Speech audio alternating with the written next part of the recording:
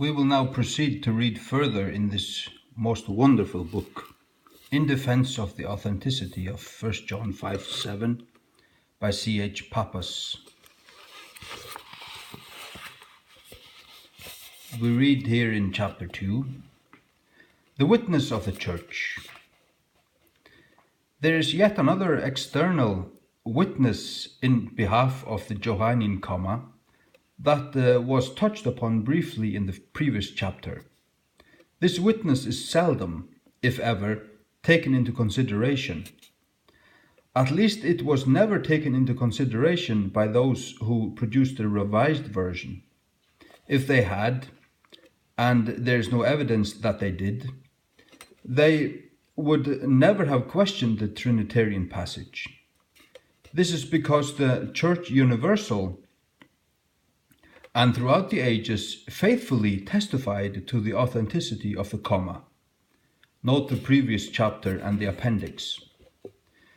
The saints in every century, regardless if they were African, Asian, or even European, embraced the Trinitarian passage without reservations. It was part of their creeds and confession. It was quoted by the ante-Nicene Fathers as well as the post-Nicene Fathers. It was found in their various translations of the Scriptures. All of this indicates, from the earliest date until 1881, the Trinitarian passage was never brought into question. The comma was universally accepted by the Church until the Revision Committee brought it into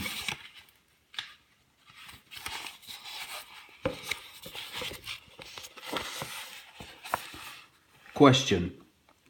And even then the Church never accepted the Revision Committee's verdict on the comma, as it continued undisputedly in the received Greek text, and thus in the authorized version. To put it as simply as possible, the Johannine comma was unquestionably accepted by the Church for 1800 years. Why now is it, after all this time, questioned?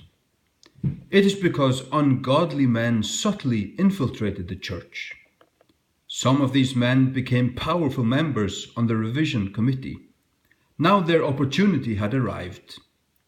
These powerful members on the committee were able to do what they could have never done before: mutilate the Scriptures.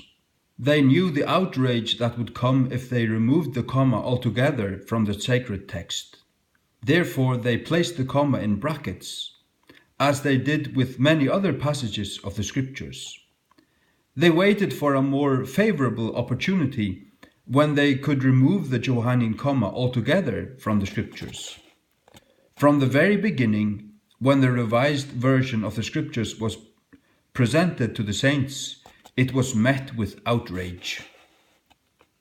It took well over 100 years before any members of the Christian community ever accepted the revised version or the American Standard Version of the Scriptures. At first, the liberals openly welcomed it and hailed it as a masterful work. However, to this day, there still remains a vast host of Christians who reject the new versions of the Bible. The saints, as those before them, are not ready to allow anyone to remove a single passage from the Bible they cherish. Hence there still remains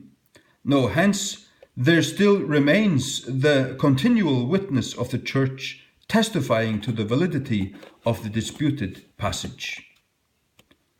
This is not to imply that the Church of our Lord Jesus Christ was never plagued with heretical writings. There were many heretics who labored to corrupt the Holy Scriptures. These men never ceased with time. They are still actively among us. However, those men and their writings are not to be taken into the equation. Those men were outside of the pales of the Church. They were and are the enemies of our Lord Jesus Christ. Who then in their right mind would look to such men and their heretical writings and cite them as evidences in corrupting the word of God? No one in their right mind would dare to do that. However, it is quite apparent that the men who revised the authorized version of the scriptures did exactly that. Is this not evident in that they never separated those corrupt manuscripts, such as the Vaticanus and the Sinaiticus, from the sacred documents in composing the revised version of the scriptures? Instead of separating the heretical writings from the pure, they lumped them all together. What was even a greater crime was how they heavily leaned upon those two corrupt documents in giving us the revised version. Those two documents were given more weight as witnesses than the pure, unadulterated manuscripts of later date that the churches used. In spite of the powerful testimony of the church on behalf of the comma, those men insisted upon removing the comma from the Holy Scriptures. The main reason given for the removal of the comma was that it is only found in 9 Greek manuscripts. 4 of them have the comma in the margin, and 5 of them have it in the text itself. Furthermore, the oldest manuscript that has the comma is 10th century, and then it is in the margin. This is the central argument set forth by those who reject the Trinitarian passage. Also, any manuscript 10th century or later was dismissed or given very little weight. In the light of the faithful witness of the Church throughout the ages, is this a viable argument for removing the comma from the Bible? It is beyond a doubt that the Church held to the comma throughout the ages. Are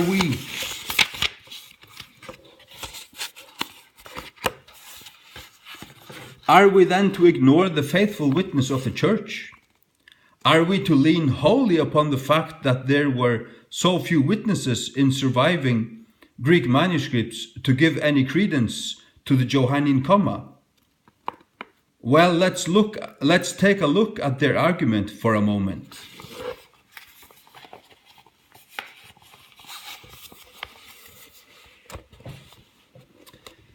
If the Church had not held to the Trinitarian passage until the 10th century, then the critics may have had an argument for removing this passage from the Holy Bible. But this is not the case at all. The comma was well attested to by the Church, which is an indisputable fact. It is witnessed to by both the ante-Nicene and post-Nicene fathers. There is also the witness of the early translations of the scriptures found throughout the world as well as throughout the centuries. These witnesses precede the earliest extant Greek manuscripts that we have in our possession. So we ask, what justification did and do these contemporary textual critics have in removing 1 John 5:7 from the Bible? Absolutely none. Even though a 10th century manuscript is the oldest Greek manuscript we have containing the comma, it is without question that the Church had always held to the Trinitarian passage from its inception. What then are we to make of the oldest manuscript that contains 1 John 5:7 is 10th century? The simple conclusion is the oldest manuscript we have containing the comma is 10th century. This is all that we can conclude from this fact. This does not prove anything more than that. It does not prove that the comma was absent prior to that date and time. It simply means the oldest manuscript that has survived that contains the comma is 10th century. This is all that it means. What do we make of only 9 Greek manuscripts having the comma? The only concrete conclusion we can arrive at is that we only have 9 extant Greek manuscripts that contain the comma. This is all we can safely conclude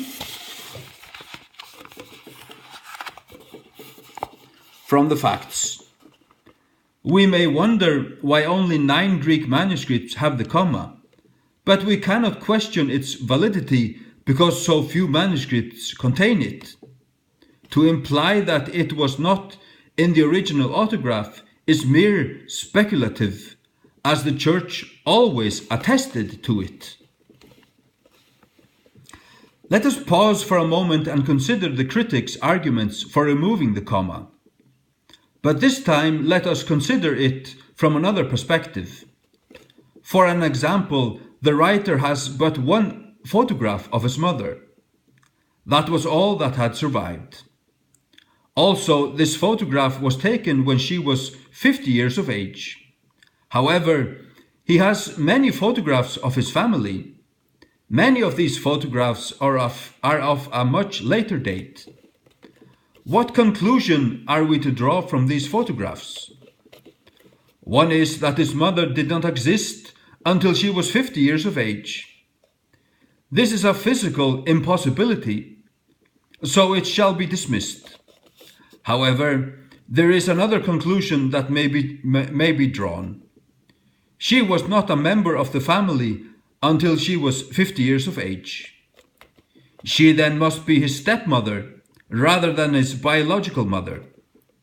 This is a reasonable conclusion.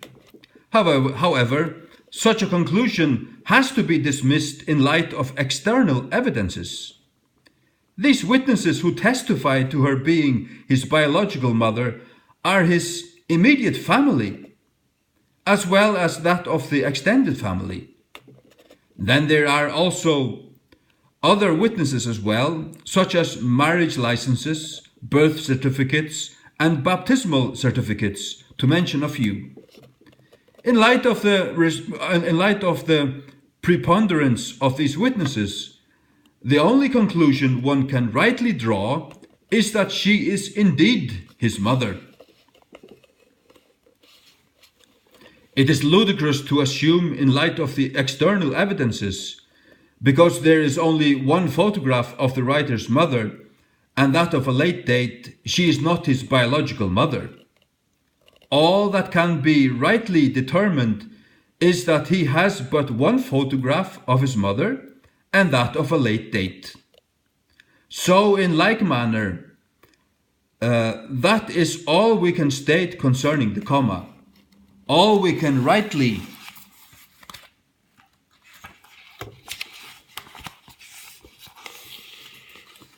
conclude is that the oldest Greek manuscript we have in possession that contains the comma is from the 10th century. Does this mean that the comma did not exist as scripture until then? In light of the preponderance of witnesses of the Church throughout the ages, such a claim is absurd.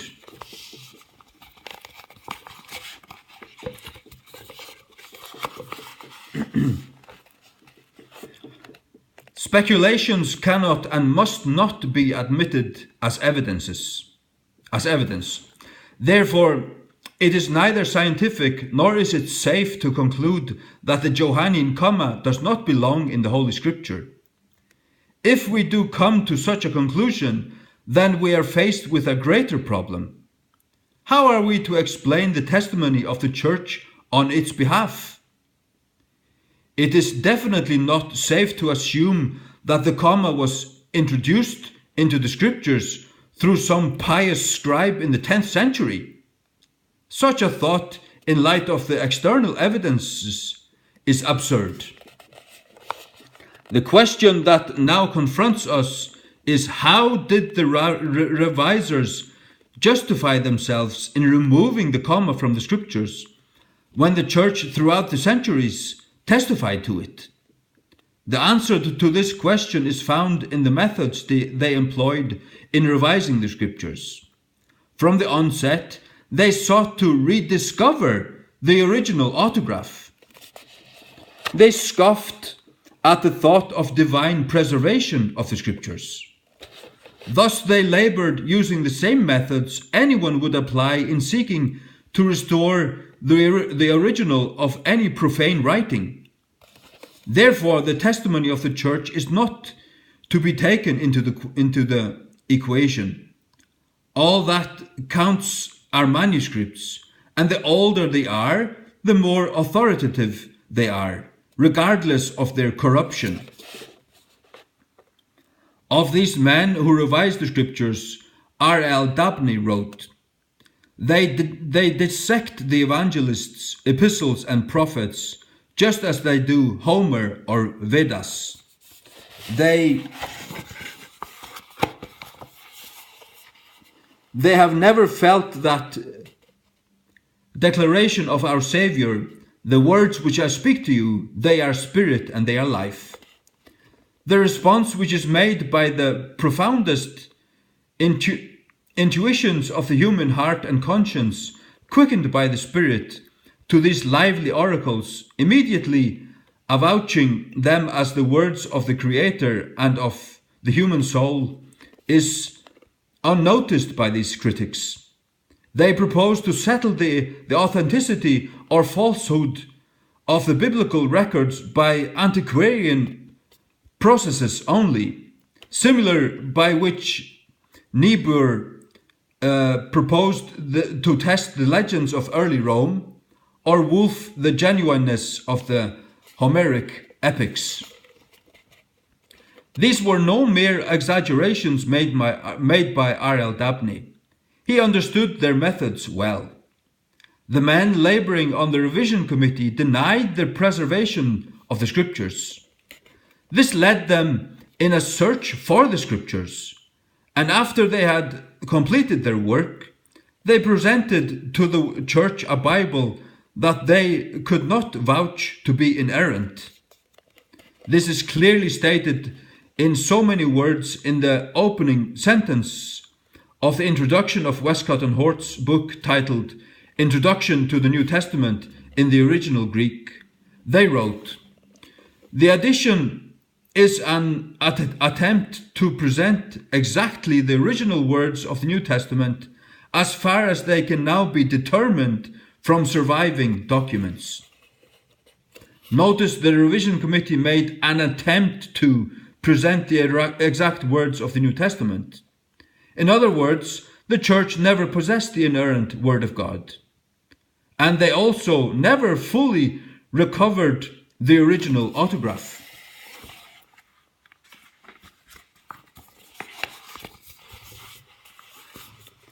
However, they did make an attempt to do so. All they did was to make an attempt. Also note how they said the same thing again, but in a different way. They confessed they had recovered the scriptures so far as they can now be determined from the surviving documents. What are they saying? They are saying they are not sure that they have recovered all the surviving documents necessary to produce an inerrant Bible. There is room for more discoveries in the future. Thus we have been given a Bible that contains the Word of God, whereas before we had a Bible that is the Word of God. Not only were their methods wrong, but many of these men who handled the scriptures were also in utter darkness. Their theology was heretical. They were liberals and Unitarians on the committee who were influential in corrupting the sacred scriptures. They fitted the scriptures to their theology. Those passages that affirmed the Trinity and the deity of our Lord were either altered or removed. Example, 1 John 5:7. For example, 1 Timothy 3:16 was never questioned until the revision committee of 1881 came along. That is not by anyone in the pales of the Christian church. The words "God was manifested in the flesh" were then altered to read he or who was manifested in the flesh. Of this change, Dr. Van Smith commented, "The old reading has been pronounced untenable by the revisers, as it has long been known to be by all careful students of the New Testament. It is another example of the facility with which the ancient copiers would introduce the word God into their manuscripts, a reading which was the natural result of the growing tendency of the early church times to look upon the humble teacher as the incarnate word, and therefore as God manifested in the flesh." What blasphemy! Is this not blasphemy? The reason the two revision committees removed the comma from the scriptures was not because of the lack of evidence in its behalf. The reason they removed the comma from the scriptures was because of the godless methods they employed, as well as the corrupt minds of the men employing those methods. There were men on these revision committees who actually denied the fundamental doctrine of the Christian faith, the deity of our Lord and the Holy Trinity. Therefore, the fundamental reason the comma was removed from Scripture was because there were heretics on these committees. However, at the same time, there were some honest men also on the revision committee. But these men were led astray by those powerful personalities such as Dr. Westcott and Dr. Hort. Dr. Van Smith, Dean Stanley, Bishop Thirlwall, Dr. Moulton and Dr. Moberly, to mention a few. These men mentioned had no regard to the faithful witness of our Lord Jesus Christ through his church. Through their craftiness and the guise of scholarship, they succeeded in corrupting the scriptures. They succeeded in removing the comma, but they had not succeeded in extinguishing the light.